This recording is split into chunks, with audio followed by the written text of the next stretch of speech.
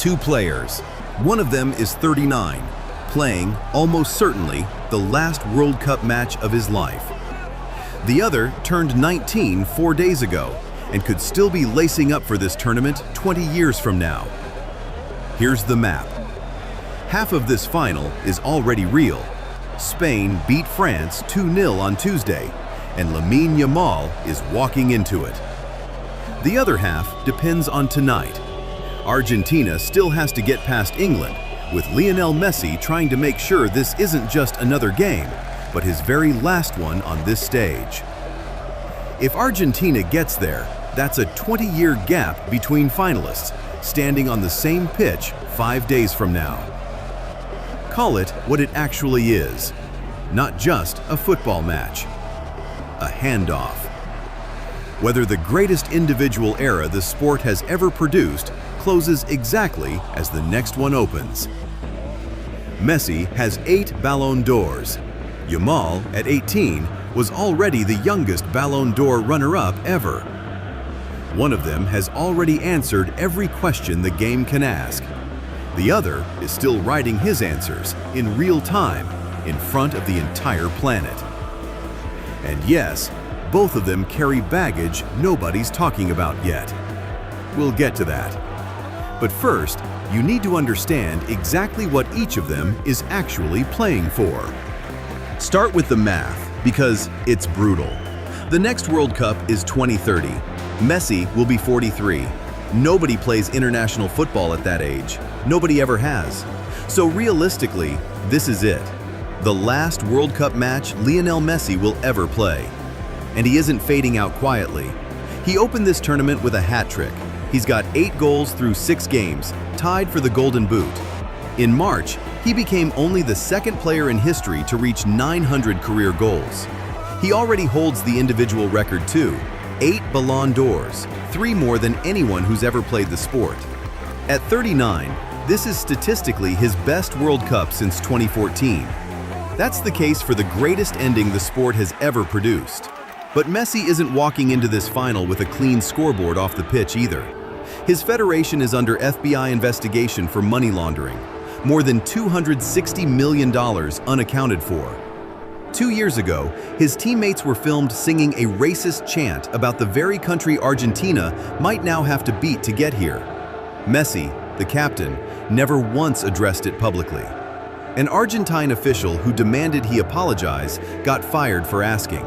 So here's the man in the twilight of the greatest career the sport has ever produced, walking toward maybe his final match, still owing some real answers off the field. But somebody has to be on the other end of a handoff, and the kid waiting to receive it is putting up numbers almost as absurd as the ones he's chasing. Yamal made his professional debut at 15. At 16, he was the youngest goal scorer in European Championship history and won the tournament with Spain months later. At 17, he became the youngest player ever nominated for the Ballon d'Or. At 18, he finished runner-up for it, the youngest runner-up the award has ever had. Last season alone, he was directly involved in 43 goals for Barcelona, and he already owns back-to-back Copa trophies as the best young player on the planet. He turned 19 4 days ago. This is, technically, still his rookie era. That's the case for football's next great one. A kid already collecting the records Messi collected as a teenager, except a full generation faster. But this World Cup has gone quiet for him. 1 goal in 6 games, his slowest scoring stretch in 2 years, arriving at the exact moment the whole planet finally started watching. And the match that got him here wasn't spotless either. Spain's penalty against France came from a challenge some pundits called theatrical. Minutes later, Yamal put in a tackle on Kylian Mbappe, reckless enough to leave him writhing on the turf. No card at all. Here's the line that actually stings. A former Spain national team manager, Javier Clemente, said publicly that unless Yamal cleans up his personal life, he won't last long in this sport. Not a rival, not a foreign pundit. Spain's own football establishment, warning its own future. Not everyone agrees on what that means. Some call it the normal noise every generational talent survives under this much pressure. Others call it a 19-year-old who hasn't grown up yet and won't have time to before Saturday. That debate isn't settled. It's about to get tested on the biggest stage that exists. So this is what the handoff actually looks like up close. Not a clean coronation. A teenager with historic numbers, a quiet tournament, and a warning from inside his own federation, about to share a pitch with the man whose records he's chasing. But chasing someone's records and actually taking them are two different things. Here's exactly how far apart they still are. Because Saturday isn't really Argentina versus Spain. It's an ending against a beginning. Messi has scored in 5 different World Cups, 20 years apart. Yamal wasn't born the first time Messi played in one. Messi has 8 Ballon d'Ors, Yamal has 0, for now. But at 19, he's already ahead of the pace Messi himself set at that age. One man is trying to close the greatest individual resume the sport has ever produced. The other is trying to prove the resume he's about to start writing is real, on the biggest stage that exists. And neither one arrives untouched. Argentina survived Egypt down 2 goals, leaning on contested minutes from the referee.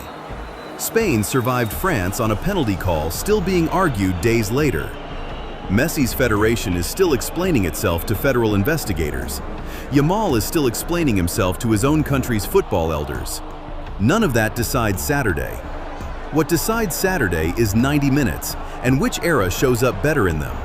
Whatever happens, something ends this weekend and something else begins. Lionel Messi's last World Cup match, most likely, across from the player who might be measured against him for the next 15 years. That's not a scandal. That's not even really a football match anymore. That's a handoff, and neither side gets to choose whether they're ready for it.